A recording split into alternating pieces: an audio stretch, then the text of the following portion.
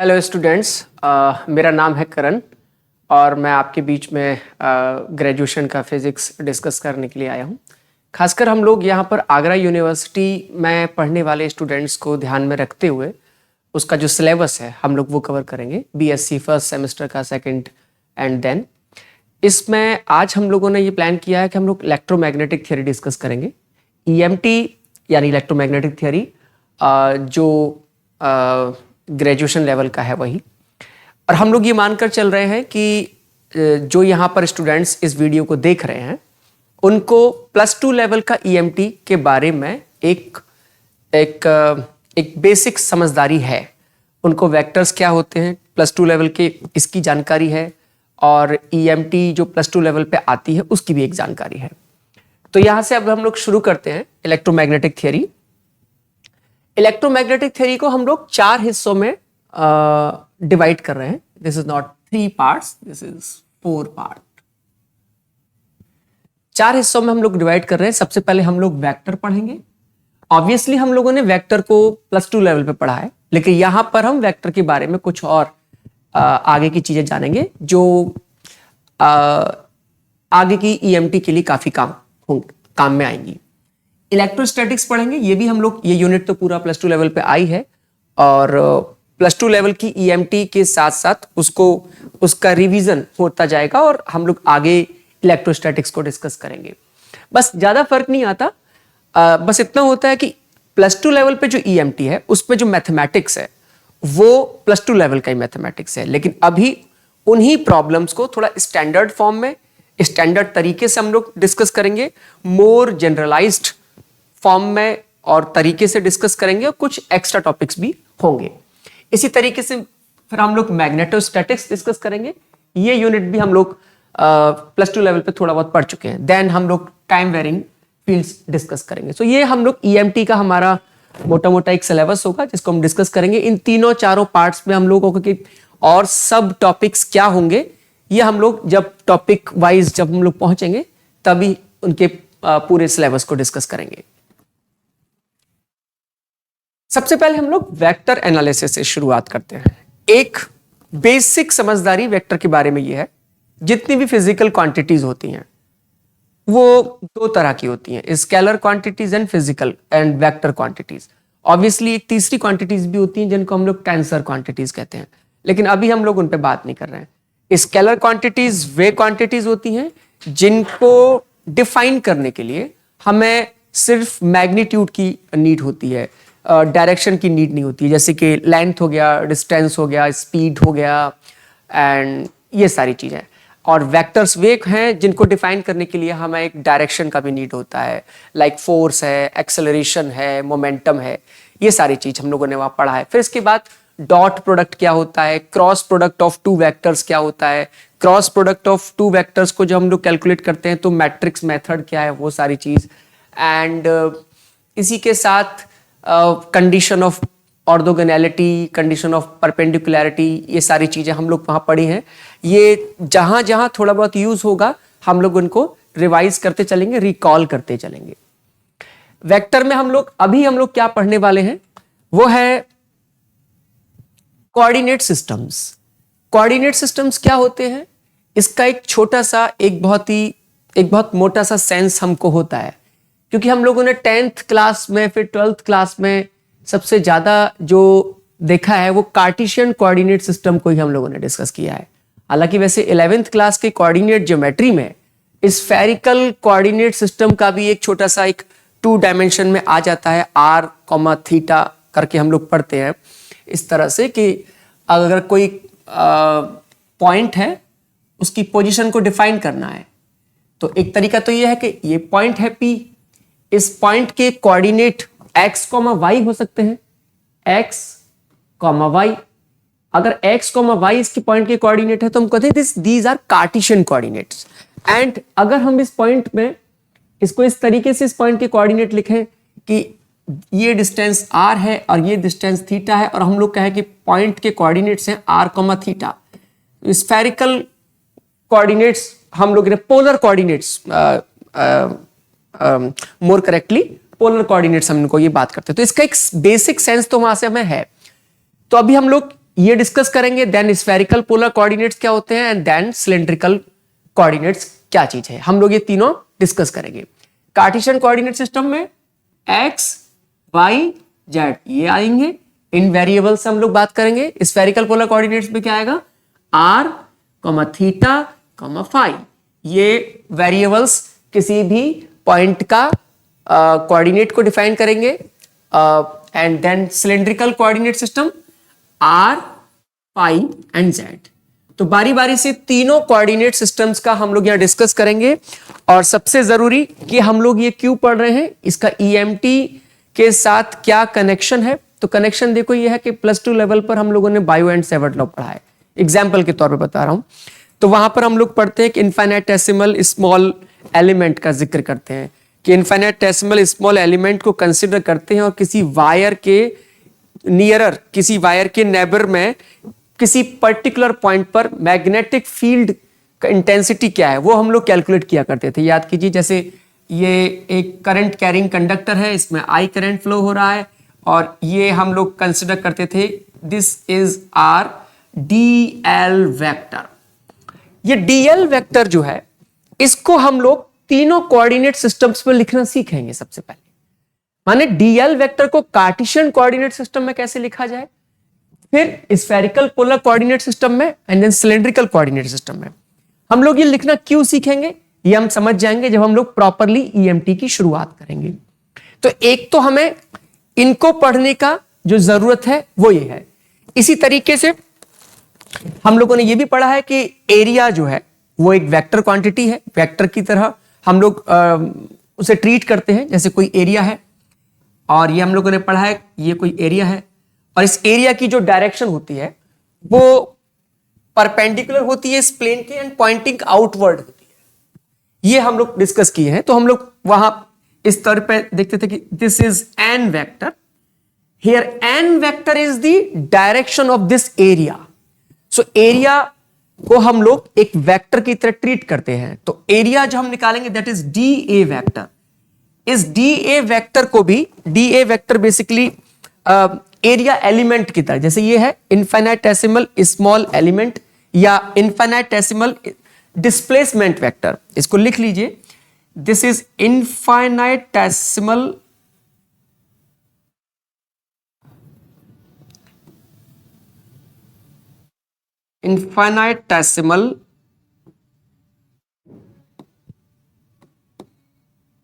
Displacement vector.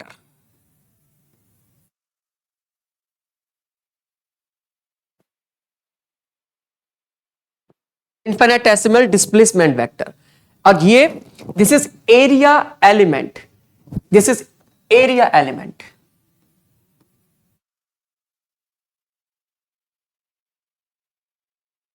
तो area element, इसको भी हम लोग कार्टेशियन कोऑर्डिनेट सिस्टम में, स्फेरिकल पोलर कोऑर्डिनेट सिस्टम में, सिलिंड्रिकल कोऑर्डिनेट सिस्टम में, तीनों में लिखना सीखेंगे।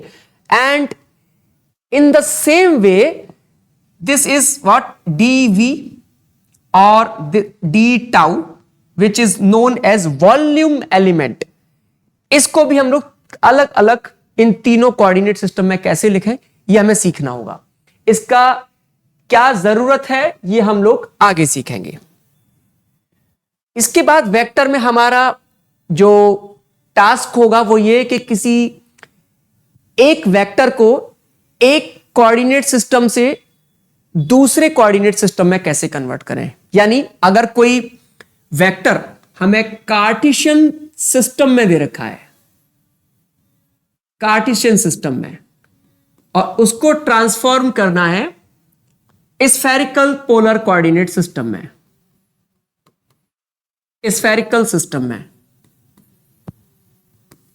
कभी कभी क्या होता है कि जैसे जो वेक्टर है वो मान लीजिए हमें कार्टेशियन कोऑर्डिनेट्स उसके दे रखे हैं, लेकिन जो प्रॉब्लम है वो स्फेरिकल सिमेट्री में दे रखी है। यानी जैसे मान लीजिए एक हेमिस्फेरिकल सिस्टम दे रखा है, तो वहां पर ये फायदेमंद रहता है कि हम उस वेक्टर के कोऑर्डिनेट्स को स्फेरिकल सिस्टम में कन्वर्ट करते हैं। यानी सिमेट्री को समझें। अगर सिलिंड्रिकल सिमेट्री है मान लीजिए, तो हम लोग क्या करेंगे, कार्टेशियन सिस्टम्स को कन्वर्ट करेंगे सिलिंड्रिकल में, यानी नीड के अकॉर्डिंग हम लोग सिलिंड्रिकल में कैसे कन्वर्ट करें। तो ये सबसे जरूरी पार्ट होगा वेक्टर का, क्योंकि आगे ईएमटी में भी, आगे क्वांटम मैकेनिक्स में भी और थोड़ा बहुत कहीं क्लासिकल मैकेनिक्स में भी ये कन्वर्ट करने की जरूरत पड़ जाती है और वहां हम लोग ठीक से इस बात को समझ पाएंगे। देन ये हम लोग पढ़ेंगे ही, वैसे बीएससी के मैथमेटिक्स में भी ये हम लोग पढ़ते हैं।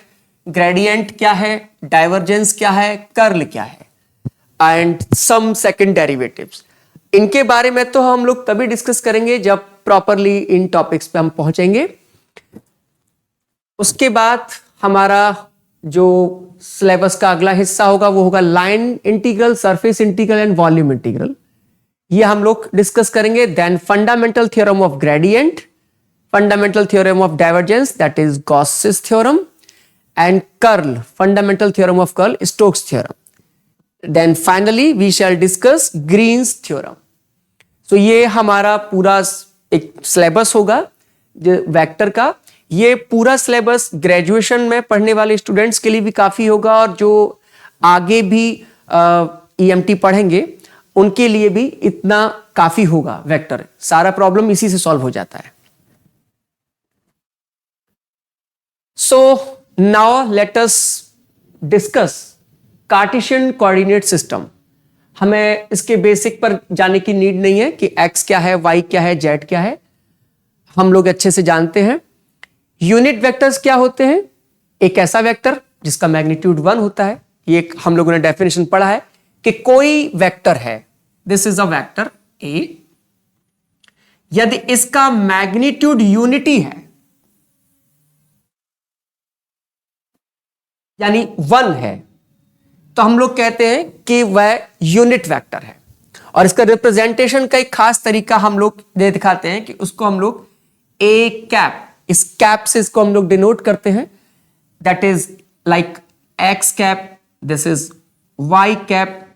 किसी भी वेरिएबल के ऊपर अगर हम लोग कैप यूज कर रहे हैं तो वो उसके यूनिट वेक्टर को डिफाइन कर रहा है, जिसका मतलब है कि उसका मैग्नीट्यूड 1 है। उसके बाद ये लाइन सबसे ज्यादा इंपॉर्टेंट है, इसको ध्यान में रखना चाहिए क्योंकि आगे आने वाले वीडियोस में, लेक्चर्स में ये बात बार बार यूज होगी।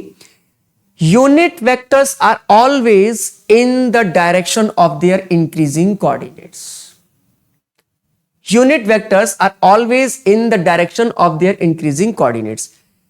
ये स्फेरिकल पोलर कोऑर्डिनेट्स पढ़ेंगे तब भी ये बात यूज होगी। इसकी मीनिंग क्या है ये हम लोग डिस्कस अभी करते हैं। सबसे पहले हम लोग पोजीशन वेक्टर क्या है इस पर एक बार बात करेंगे। ये बात हम लोग समझे हैं, कार्टेशियन प्लेन पर 2D हो 3D हो, किसी पॉइंट की पोजीशन को हम लोग कैसे डिफाइन करते हैं। पोजीशन हमारा डिफाइन करने का तरीका है, ये एक कार्टेशियन प्लेन है,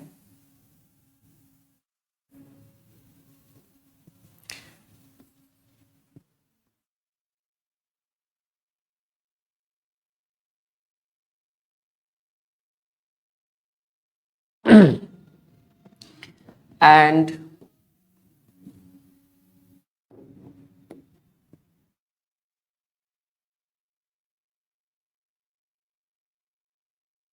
इधर ये है एक point P,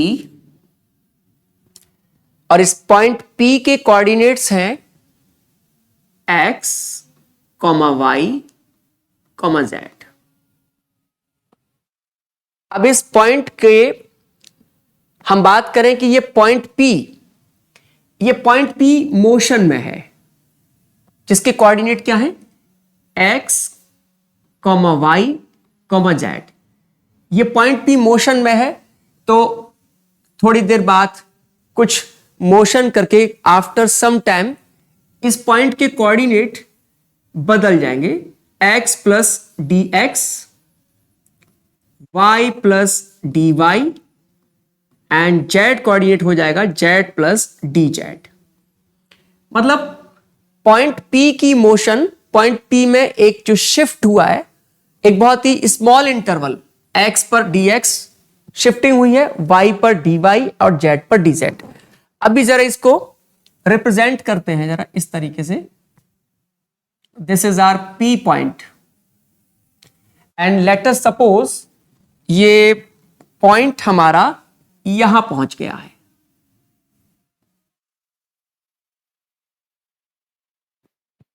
this is Q point. This is Q point. Coordinate of P are x, y, z, and coordinates of Q are x plus dx, y plus dy, and z plus dz. So what is this? This PQ. We call this PQ dl vector. This is dl vector, infinitesimal small element और infinitesimal displacement vector। EMT में बहुत use होता है इसका। अभी हम लोग इसे किस तरीके से लिखेंगे, ये dl वेक्टर जो होगा इसको हम लोग कैसे डिस्कस करेंगे कि यहां से यहां तक ये पहुंचा है। इस dl वेक्टर को लिखने का हमारे पास क्या तरीका होगा। एक बात तो सीधी है कि यहां से अगर हम लोग देखें ये dl वेक्टर x एक्सिस पर एक चेंज आएगा। जैसे अगर इस P पॉइंट से यहां से एक परपेंडिकुलर ड्रॉ करें, this distance will be x and if I draw a perpendicular from this point two this distance will be x plus dx. So this amount of distance will be dx. We can say point हमारा P से Q गया, तो P से Q जाते वक्त क्या चीज आई। सबसे इंपॉर्टेंट इस चीज को थोड़ा समझना पड़ेगा ध्यान से। पॉइंट जब P से Q शिफ्ट हो रहा है तो क्या चेंज हो रहा है। P से Q शिफ्ट होने पर ये x कोऑर्डिनेट कन्वर्ट हो रहा है x प्लस dx में, यानी dx का चेंज। y कोऑर्डिनेट कन्वर्ट हो रहा है y प्लस dy में, और z कोऑर्डिनेट कन्वर्ट हो रहा है z प्लस dz। तो इस तरीके से अगर हम देखें ये जो dl वेक्टर है इसको विजुअलाइज करने की कोशिश करते हैं और थोड़ा क्लियरली। इसको विजुअलाइज करने का एक तरीका है, कंसीडर करते हैं जरा इस क्यूब को। मैं यहां पर एक क्यूब ड्रॉ कर रहा हूं, उसको देखें जरा। ये एक क्यूब है,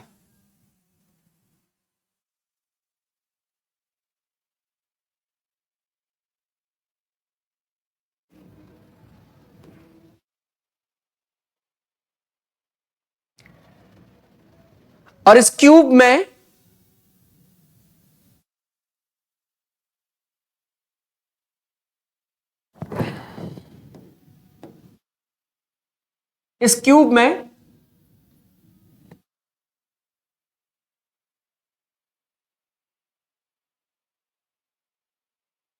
ये है एक एक्सिस, इसको हम कहें दिस इज वाई एक्सिस, और ये है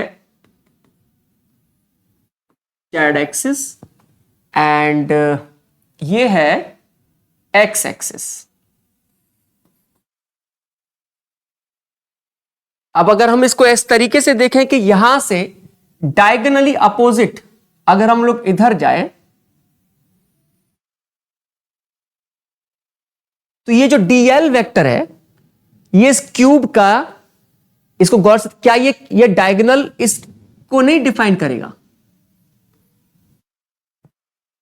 अगर देखें इस dl वेक्टर में एक चेंज dx के अलग होगा, एक ये है dy, दिस इज dy, इसको थोड़ा करेक्ट कीजिएगा, this is x, this is y, चूंकि ये y कोऑर्डिनेट है so this will be y and this is y plus dy। हाँ, चूंकि ये P से Q जाएगा तो इधर ये dy शिफ्ट होगा, इधर dx और इधर डी जेड एक क्यूब फॉर्म करेगा, क्योंकि ये 3D शेप होगी, और इसलिए इस डीएल वेक्टर को फिर हम लोग किस तरीके से लिख सकते हैं, ये डीएल वेक्टर dx,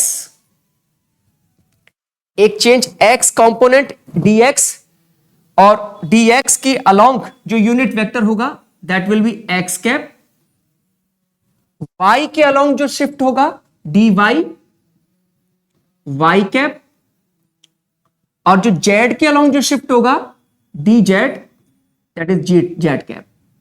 सो इस dl वेक्टर को कार्टेशियन कोऑर्डिनेट्स में इस तरीके से हम लोग लिख सकते हैं, और इसका एक नीट होगा आगे कि हम लोग dx x cap, dy y cap और dz z कैप को इस तरीके से लिखें, और आगे प्रॉब्लम्स में ये चीज आएगी। तो इसको एक तो ध्यान में रखें, ये नोट करें, ये बहुत इंपॉर्टेंट है। इसी के बाद जो हम लोग बात कर रहे थे कि ये हो गया infinitesimal displacement vector, then volume element, पहले volume element that is D tau. Obviously जो डी टाउ होगा वो इस क्यूब का वॉल्यूम होगा, इस क्यूब का वॉल्यूम, और इस क्यूब का वॉल्यूम क्या होगा, this is dy, this is dx and this is dz। So dx into dy into dz, this is d tau, and we call this d tau as volume element in Cartesian system. Volume element in Cartesian system, infinitesimal displacement vector in Cartesian system. So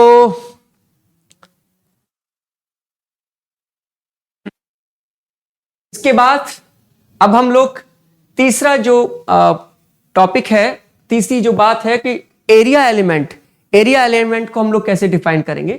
DL vector, d tau vector ये हो जाता है, and then d A vector, कोई भी मान लीजिए कि कोई भी सरफेस दे रखा है, उसका डी ए वेक्टर हम लोग किस तरीके से लिखेंगे।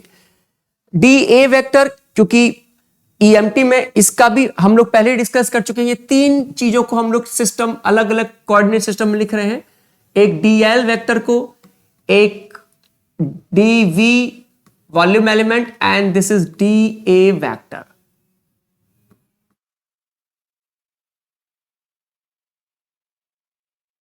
So how we will write this dA vector? तो सबसे पहले एरिया एलिमेंट, यानी इसको हम लोग एरिया एलिमेंट कहते हैं। एरिया एलिमेंट, इसे हम लोग कैसे समझेंगे। Area element that is d A vector. क्या मतलब है इसका। हमारे पास सरफेस दो तरह का यहां पे हो सकता है। एक हम लोग जो डिस्कस करेंगे, दो तरह के सरफेस हम लोग डिस्कस करेंगे। एक क्लोज्ड सरफेस। क्लोज्ड सरफेस मतलब एक ऐसी सरफेस जिसमें जो वॉल्यूम है वो क्लोज्ड सरफेस से सराउंडेड होगा। माने कोई, जैसे कि क्यूब, जैसे आप कोई क्यूब डिस्कस करें, ये कोई क्यूब है,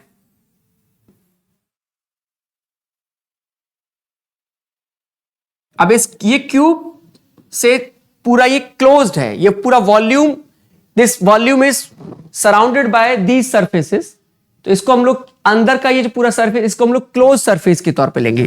दूसरा, अगर कोई सरफेस यानी ओपन सरफेस होगा, any open surface is surrounded by closed lines, means this is what, this is closed surface. This is close surface. And open surface क्या होगा, लाइक ये लाइंस है, this is a vector in this direction, this is another vector in this direction, and this is another vector, and this is another vector in this direction. अब ये जो surface बना है ये ओपन सरफेस है। तो open surface के लिए डी ए वेक्टर कैसे लिखा जाएगा और क्लोज सरफेस के लिए डी ए वेक्टर कैसे लिखा जाएगा, ये हम लोग अभी डिस्कस करते हैं।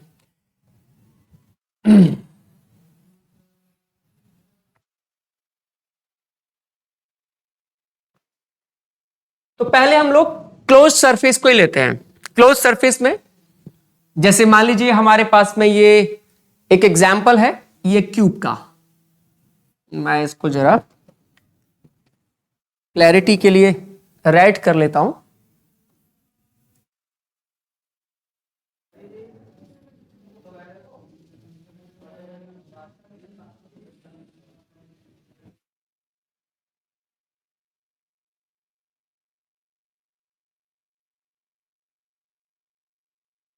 ये क्यूब है मेरे पास और इसको ऐसे ले सकते हैं। ये एक कोऑर्डिनेट इधर हो गया and this is x coordinate in this direction and this will be my z coordinate. This will be z coordinate and this will be y and this will be x.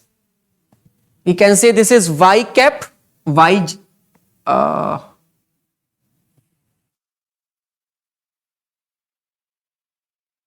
this is y cap for this is y, this is the unit vector in y direction and this is unit vector in z direction and this is unit vector in x direction. Now अब मान के चलिए ये जो distance है, ये distance, ये cube है, this is a cube of side A. अब इसमें ये वाली जो सरफेस हम मान लेते हैं, मान लीजिए अब ये क्यूब है, अब इस क्यूब में 6 फेसेस हैं। जैसे सबसे पहले इसको कंसीडर करते हैं, ये वाली जो फेस है, एक इसको एक नाम दे देते हैं ताकि क्लियर हो एक बार। This is A B C and D. A B C D, इस सरफेस का डी ए वेक्टर हम लोग निकालेंगे। तो कैसे निकालेंगे? D A vector of surface A B C D, D A vector for the surface A B C D और close surface में ऑब्वियसली। तो अगर जरा देखें, इसको गौर से देखें, ए बी सी डी ये जो सरफेस है ये क्या है? डीसी। डीसी ऑब्वियसली होगा डी वाई एंड एडी क्या होगा? एडी ऑब्वियसली ये हो जाएगा डी जेड।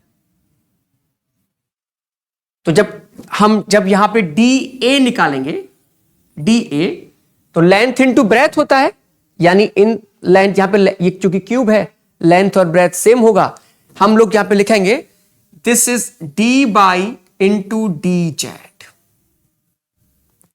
एरिया चूंकि वेक्टर है तो एक डायरेक्शन बताना पड़ेगा, डायरेक्शन पॉइंटिंग आउटवर्ड, तो इसका जो डायरेक्शन होगा वो होगा x cap.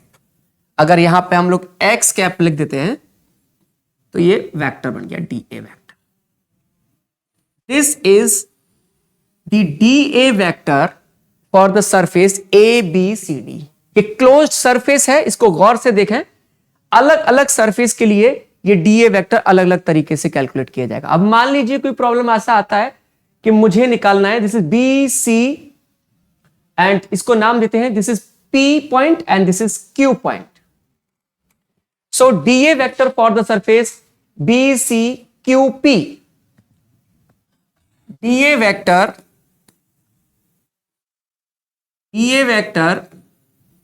for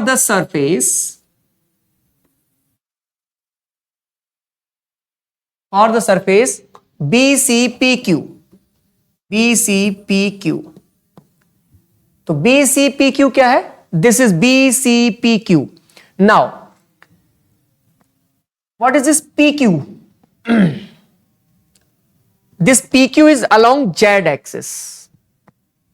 So this will be dz. And what is this QC? This QC is along x axis, so it will be dx. So again we shall write this is dA which is equal to dx into dz. now dA चूंकि एक vector quantity है इसीलिए हमें बताना पड़ेगा कि इस surface का डायरेक्शन किधर है, पॉइंटिंग आउटवर्ड परपेंडिकुलर इस डायरेक्शन में होगा, यानी y कैप इस सरफेस का, कौन सी सरफेस का, y कैप इस सरफेस का, ये जो सरफेस है BC QP इस सरफेस का, इसका जो डायरेक्शन होगा वो इस डायरेक्शन, इस तरफ होगा, y cap. So we shall write here y cap and ये बन जाएगा वेक्टर. सो बहुत सिंपल है. किसी भी फेस का, अब जैसे मुझे इसका निकालना हो, ये है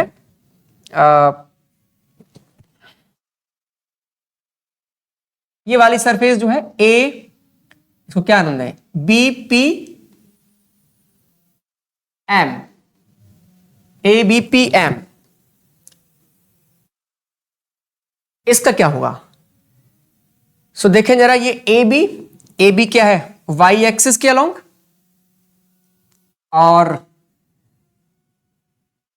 और ये क्या होगा, ये होगा x एक्सिस के. तो it will be what, dx and this will be what, AB, dy. So we can say this will be the direction which is equal to z cap and we say इसका जो, इसको हम जो dA vector लिखेंगे इस side के लिए, ये हो जाएगा dx dy z cap. This is the area element for the surface ABPM. This is point M. So we can calculate dA vector for any surface.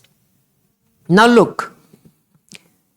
अब ये भी हो सकता है कि कोई साइट इस तरीके से हो कि कोई सरफेस, ये वाली जो सरफेस है, यदि ये सरफेस इस तौर पे रखी हुई है कि जैसे मैगली, आगे हम लोग चलते हैं, यहां आ चुका है how to write da vector on a closed and open surface. Obviously like again हम लोग एक क्यूब ड्रॉ करते हैं.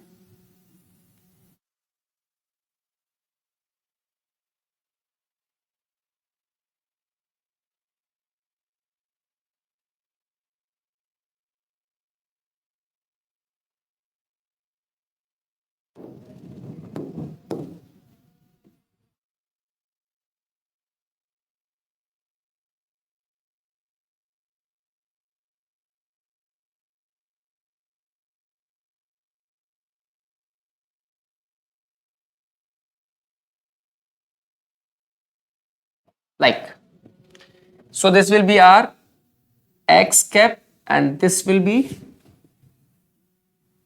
y cap and this will be z cap. अब मान लीजिए ये भी हो सकता है कि कोई सरफेस इस तरीके से हो जो x बराबर 0 पर है. x बराबर 0 पे कौन सी सरफेस होगी, ये x है, x बराबर 0 पर ये सरफेस होगी. अगर हम इसको नाम दें, this is point A, this is B and this is C and this is D. Pointing outward हम लोग बात कर रहे थे. ये जो सरफेस है, ये जो बाहर वाली है, इसको भी ऐसे मान लीजिए, this is what, this is P and this is Q and this is R and this is S. इसका हम लोगों ने अभी डिस्कस किया पीछे, अलग उससे ये वाली सरफेस थी A B C D, और A B C D का हम लोगों ने निकाला था ABCD का ये DA vector, DY and DZ x cap. अभी मैं बात कर रहा हूं x बराबर 0 पर, यानी ये वाली सरफेस हो जाएगी PM and this is what, something O and Q. इस सरफेस का हम लोग बात करेंगे, तो जो कि मैंने अभी यहां पे ड्रॉ किया हुआ है ABCD, x बराबर 0 पे जो सरफेस है, इसके लिए हम लोग क्या बात करेंगे कि ये DY ये वाला and DZ, this will be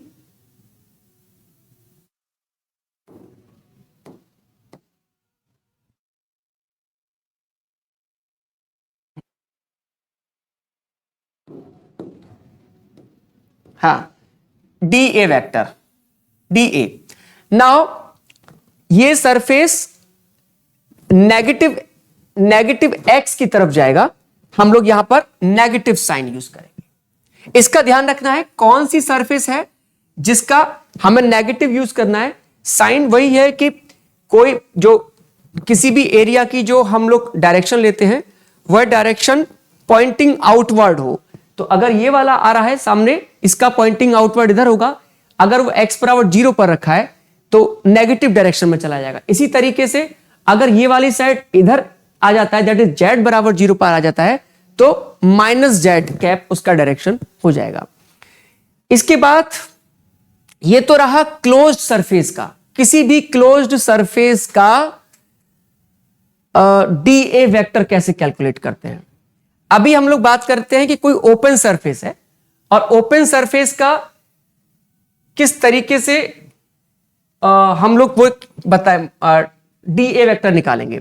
open surface पे यानी जैसे ये एक ओपन सरफेस होता है जो लाइन से सराउंडेड होता है, this is an open surface. कोई इस तरीके के ओपन सरफेस है, ये 4 वेक्टर्स हैं और इस तरीके से ये है। और मान लीजिए कि इसमें मान लीजिए ये हो गया इधर और ये एक इधर, 2 डायमेंशन है केवल। This is what x and this is x and this is y। मेरा डीजी बोर्ड पर पहला वीडियो है इसलिए थोड़ा सा प्रॉब्लम अभी इस तरह का हो रहा है। x और y अब इस सरफेस का ये जो हमें दिख रहा है ये वाला सरफेस, इसके लिए डी ए वेक्टर कैलकुलेट कैसे करेंगे।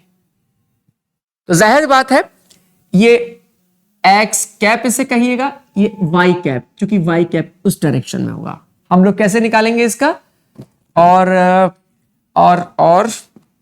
इधर हमारा क्या आ जाएगा, इधर आ जाएगा Z cap. So this will be what, dx, and this will be what, dy. So the dA vector for this surface, dA vector for this shaded surface will be dx, dy, and the direction will be in the z direction, z cap. So we shall write dA vector for this shaded surface, dA vector is equal to dx dy z cap. And in the same way, if I will change this as this is y and this is as z and this is y, z and x. Now dA vector for this will be, dA vector for this will be dy dz x cap.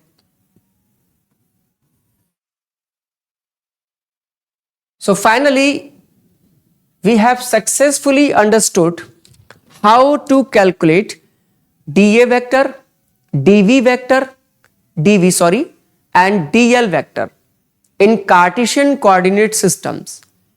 In the next video, in the next lecture, I will introduce you how to write these 3, dl vector, dv and dv or d tau and dA vector in spherical polar coordinate systems, and further in cylindrical coordinate systems.